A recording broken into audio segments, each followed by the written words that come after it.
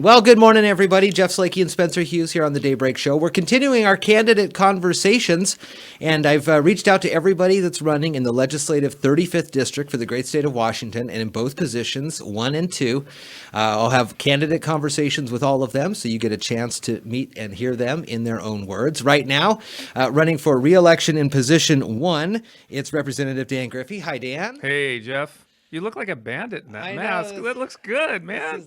This is the neck gator one, and there's a whole bunch of things. Let's just start with this. As COVID has taken over everything that we do across the country and the world, for the last few months. We met with Representative McEwen at a town hall when this kind of just started, and we started the conversation. Yeah, I was there too. What was the deal? What's it been like for you to be out politicking right now? Well, it's a little different. Right now, by this time in any campaign, I'd probably doorbell 20 to 25,000 doors.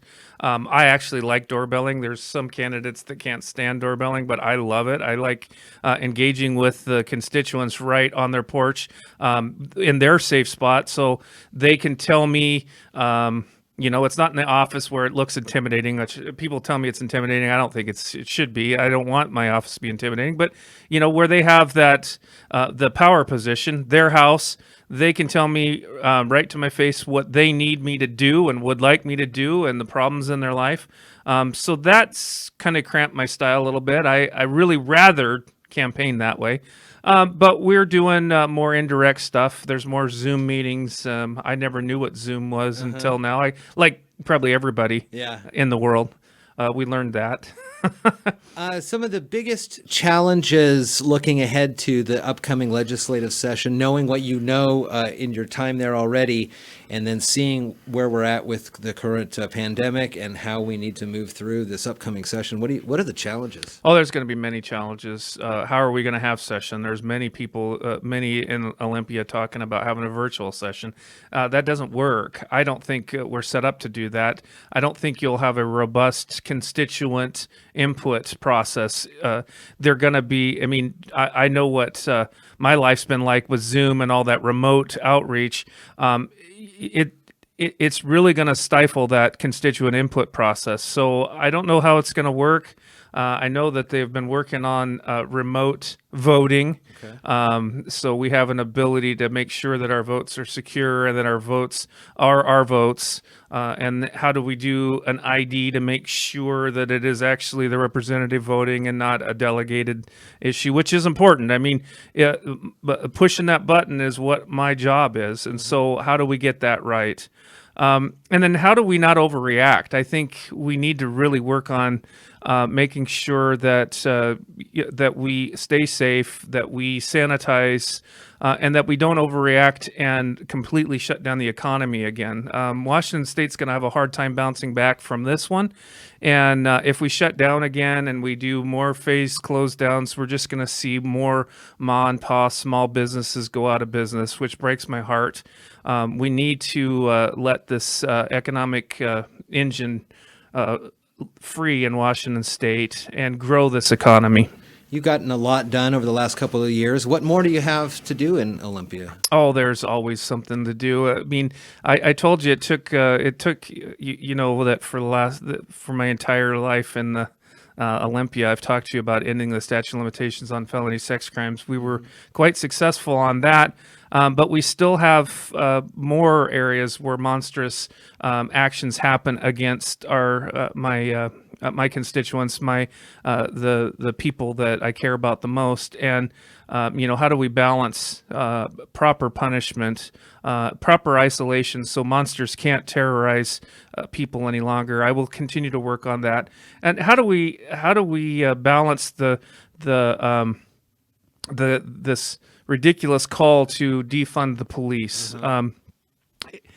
Bad people, from all my work in Olympia, bad people are still going to do bad things, and less police are going to make bad people do more bad things to people. So, we we're going to have to balance that. We can't afford to cut the state patrol's budget by half. That's, we finally got some DUI laws that are actually working and that are actually saving lives. We can't cut their budget where they're going out looking for those people that could injure, your and I's son, daughters, and kill them for just a terrible activity of drinking or being under the influence. So we must understand that we can't bow to these calls. Understandably, reform needs to happen. And I worked on the Police Use of Deadly Force Task Force as an ad hoc member. Washington State is leading in reforms in policing, and I think we should celebrate that. We removed malice as an element that must be proved for law enforcement officers to be charged. We've also implemented mandatory ethnic diversity training and implicit bias trainings. We've implemented and funded de-escalation tactics. But we have a lot of law enforcement officers in Washington State. It's going to take us a while to train all of them. So let's be patient and let's rejoice that we did those good things, and understand that we got to do more. That what we saw on that video, in Minnesota, should never ever happen again. But also understand that we can't just completely scrap our law enforcement agency's capability because of it. You've passed some laws that we've talked about already and have talked about. So as a member of the minority party in the last session, if that were to continue through, talk a little bit more about how you're able to work across the party lines with folks from both sides of the aisle. What I tell everybody is a good idea is a good idea, and it doesn't matter that it's a Democrat that has the idea or a Republican. I'll help them get it passed. Every bill that I've passed with a Democrat or a majority party member as a co-signer, as usually number 2 co-signer. And I think you have to, so for me to represent my constituents well, I have to get along with and be respected by the majority party colleagues. And I got to tell you, I am very well respected. And, I passed some legislation that other members of my party tried to pass. One of them is mandatory disclosure of utility tax rates. I think that's a no-brainer. It should just be printed on your receipt, but many of our constituents were concerned that some of the municipalities were not printing the actual functional tax rate or actual tax rate. I was able to pass that one because I was able to talk a couple of the Democrat colleagues into it being a real problem, and we got it passed. And so I'm not the kind of guy that I'm not going to just say no because it was a Democrat idea. Actually, if it's a good idea for my constituents, I'm going to be the first one in line to help them get it passed. And I think that's what you have to do when you're in the minority. That's what I have to do when I want to represent my constituents at the highest level. I asked Representative McEwen this, and it's kind of a in the weeds question a little, but if you're able to come back in the fall, are there any in-house changes that you would like to work to implement, that kind of the day-to-day structure of the House of Representatives? Well, there's several things that I think that we could do for reforms in Olympia. I think that we could have a longer. Our budget should come out way earlier in the process, so there's a lot more time for all, not only my constituents but every Washingtonian to get a good feel for it. I don't think we should pass a budget. What we have been doing with the majority party's request is we pass all the policies and then come up with a scabbed together budget at the very end within the last 3 or 4 days to fund the policies. Mm-hmm. I think that's backwards. I think we write a budget and then we argue policy. And we should kind of flip-flop it. Put the budget process in the front. And spend most of the time on what is near and dear to the constituents. How much gold you take out of their pockets, and also if they want to have time to voice their concerns, they will have ample time to voice their concerns if we do it at the beginning of session. And so that I would love to see. I would love to see more open dialogue through the rules process that we have in the House to make sure we're not gavelled over virtual signaling issues. Let's not stifle our speeches. Let's have robust and open, even if we vehemently disagree. I don't want to be gavelled anymore because I said my opinion. My job is to say what my constituents told me to say.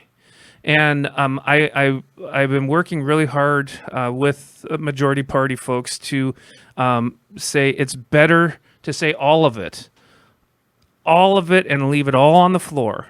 Those are a couple reforms that I think would be really good for Washington. It'd be good for open government in Washington, and those are a couple of them.